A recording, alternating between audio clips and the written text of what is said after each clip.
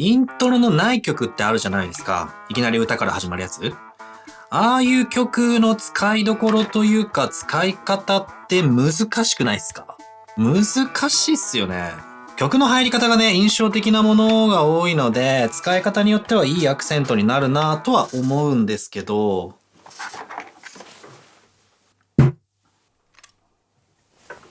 よし。どうも、ゆきひこです。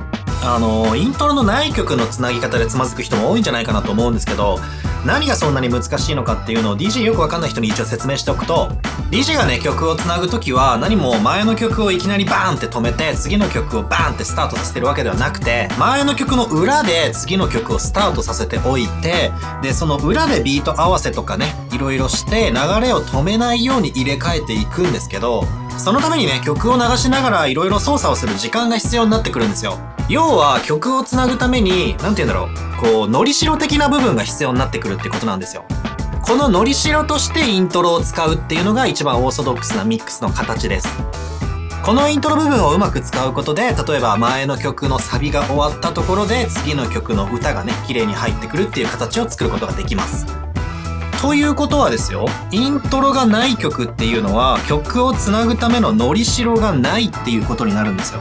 いきなり聴かせたい歌の部分から始まってしまうので、ビートを合わせたりとか曲をゆっくり入れていくっていう時間的な余裕がないんですね。これをどうやってつなげばいいんだろうっていうのが、初心者あるあるというか、僕もね、昔そうでしたし、今でもこういう曲はどうやってつなごうかなって考えちゃいます。なので、今回はこういうイントロのない曲を使う時に使える方法をね、5つぐらいちょっと紹介したいなと思います。この5つだけが正解ってわけじゃないですよ。この他にもいろいろ方法はあると思いますし、なので考え方とかもね、含めて持って帰ってもらえたらなと思います。はい、まずね、1つ目に紹介したいのが、その曲、そのイントロのない曲のイントロ付きのバージョンを見つけてくるっていうことですね。どういうことかっていうと、こういうイントロのない曲っていうのはミックスするのがちょっと難しいっていうのはみんな一緒なので、DJ 用のレコードプールにはミックスしやすいようにイントロを追加してくれたバージョンが置いてある場合があります。DJ City っていうね、レコードプールをちょっと例に出すと、手に入れたい曲があればそれをクリックすると、ここにいろんなバージョン違いが並んでます。もしくはここの楽曲名の横にね、メニューがあるんで、これを開くとここからバージョン違いを確認できますね。ダーティーとかクリーンとかありますけど、その下にイントロって書いてあるものがあります。これがオリジナルの楽曲にイントロを追加したバージョンですね。これならいつも通りミックスすれば綺麗に歌の始まりのところから入ることができます。これめちゃくちゃ便利ですね。正直ね、これからあと4つの方法を紹介しようかなと思ってるんですけど、初心者の方にはね、このイントロ付きのバージョンを手に入れるっていうのが一番おすすめです。特にね、難しいことを考えずに他の曲と同じようにミックスすることができるので、まずはね、とりあえずイントロ付きのバージョンをレコードプールかなんかで探してみて、で、見つからなかったらこれから紹介する方法を使ってね、曲をつなぐっていうのが一番安定するんじゃないかなと思います。じゃあイントロ付きのバージョンが見つかりませんでしたと。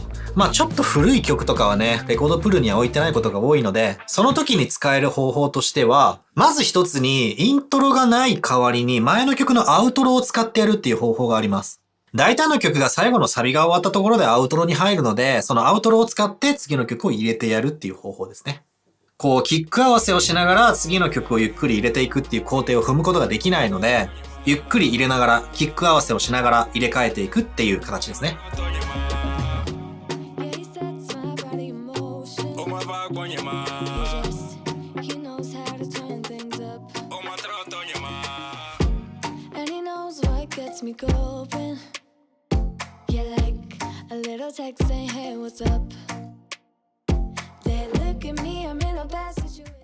歌い出しが静かな曲の方がこの方法はやりやすいんじゃないかなと思います。こういきなりド頭からサビドカーンみたいな曲だとね、ちょっと混ぜてる時にぐちゃぐちゃってしちゃうんで。アウトローでなくてもね、感想のところとかでも入れる隙はあると思うので、いろいろ試してみてください。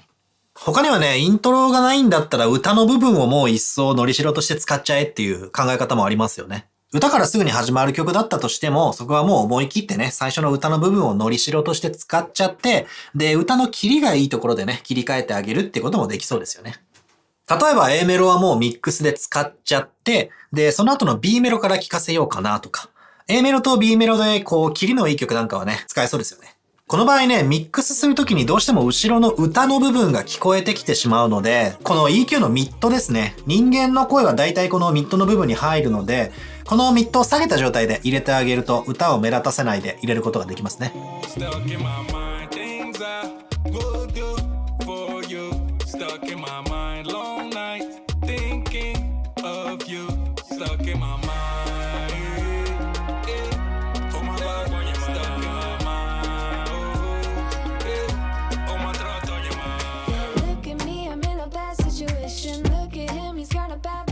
これもやっぱりね、歌が静かな曲の方が違和感なく入れることができるかなと思います。ちょっと強引ですけどね、この方法。綺麗にミックスできるかって言われると、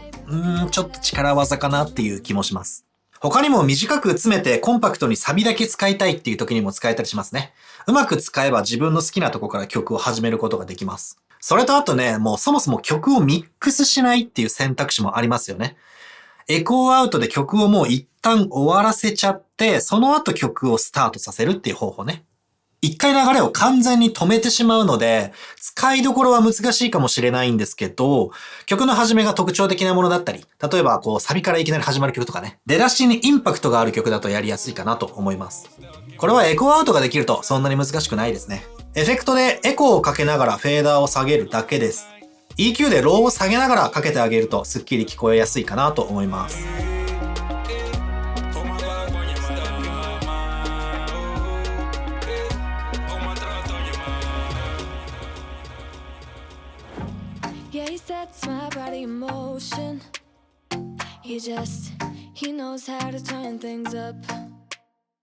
あとはね、ミックスしない方法で言うとカットインなんかもね、入れてあげるといいかもしれないです。クロスフェーダーを使ったりしてね、曲を一気に切り替える方法です。ヒップホップの DJ さんとかがね、こうスクラッチを交えつつかっこよく取り入れてますよね。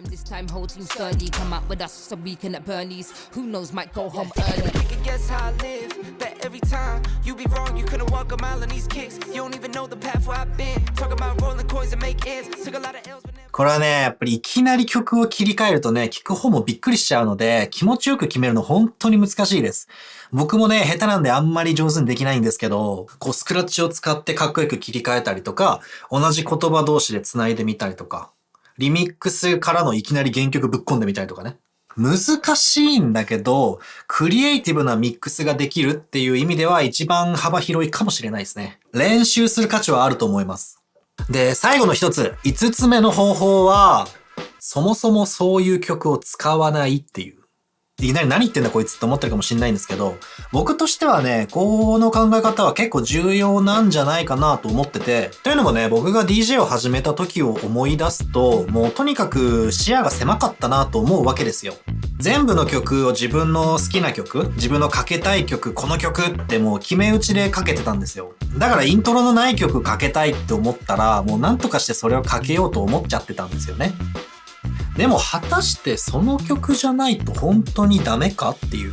僕の経験上ね、本当にその曲じゃないとダメっていう状況ってあんまないんですよね。もちろんリクエストされた時とか、さっき言ったみたいな言葉で繋ぐトリッキーな繋ぎ方する時みたいなのはね、この曲じゃないとダメっていうのもあるんですけど、もっと自由に DJ してる時はね、こうちょっと一歩引いた視点で、この曲、この曲、この曲って全部こう曲単位で考えるんじゃなくて、もうちょっとこう楽にというか、こっからしばらくはゆったりした R&B かけようかなとか、それが終わったらちょっと、跳ねた感じの曲あるかなとか、視点を少し上げるというか、選曲するときにこう、ちょっと、抽象度を上げて考えられるようになると、まあ別にこの曲じゃなくてもいいやってなるんですよね。この曲もいいけど、イントロないのは今ちょっと使いづらいな。じゃあ、この似た感じの曲でイントロある曲にしようみたいな感じで。そこでイントロのある曲に変えたからってミックスに何のマイナスもないので、聴いてる人からしたらそんなわかんないですしね。無理やり使っちゃって変な感じになる方がね、マイナスになることもあるだろうし。これはあくまで僕の経験ですけどね。みんなに当てはまるとは思ってないです。僕の個人的な反省点、頭固かったなーって思います。まあそもそも持ってる曲が少なかったので、その選択肢がなかったっていうのもあるかもしれないですけどね。そもそも代わりの曲を持ってないっていう。まあ結局何が言いたいのかというと、イントロのない曲はこうしたら全てうまくミックスできますみたいな最適解はないので、うまく決められなさそうだったらもう潔く諦めて別の曲つなぐっていうのもね、頭の中に入れといてほしいなと個人的には思います。はい。今回はね、初心者の方が持ちやすいであろう疑問のイントロの内曲のつなぎ方っていうのをね、もうそもそも使わないっていうちゃぶ台返しも含めてね、僕の方法を紹介してみました。改めてまとめると、一つ目はイントロ付きのバージョンを自分で探して手に入れるっていうものですね。初心者の方にはこれがやっぱり一番おすすめなので、まずはレコードプールで探してみてください。こういうイントロ付きのバージョンって基本的には DJ が使うものなので、一般的な iTunes ストアとかそういったところには置いてないことが多いです。なので DJ シティみたいなところで探してみてください。二つ目はアウトロを使って入れる方法ですね。前の曲のアウトロから被せて入れてあげることで曲を止めることなくスムーズに曲を繋いであげることができます。三つ目はエコーアウトですね。エフェクトのエコーなりを使って曲をまず一回完全に止めちゃって、で、次の曲の頭から流してあげるっていう方法です。音が一回完全に止まっちゃうので乱用することはできないんですけど、うまく使えば次の曲にガッと注目を集めることができます。4つ目がカットイン。ヒップホップなんかと相性いいですよね。なかなかに難易度高いですけど、スクラッチなんかを交えながらできればめちゃくちゃかっこよく曲をつなぐことができます。で、5つ目はもう諦める。これはね、半分冗談みたいなもんなんですけど、DJ というものの性質上、イントロがない曲っていうのは正直使いづらいというか、使い方が制限されることは確かなんですね。特に初心者のうちは。ならわざわざそれを押してその曲をかける必要があるのかと、別の曲でもいいんじゃないかっていうのは一回考えてみてもいいのではないかなと思います。今回はね、この5つ紹介しましたけど、本当に曲によって使い方は無限にあるので、いろいろ試してほしいなと思います。他にもね、こんな繋ぎ方あるよって知ってる人はコメント欄で補足してもらえると助かります。今回は以上ですね。今日も動画見てくれてありがとうございました。これからもですね、DJ 初心者の方に向けた情報を発信していこうかなと思ってますので、参考になったよっていう人はですね、チャンネル登録とグッドボタンよろしくお願いします。ではまた次回の動画で。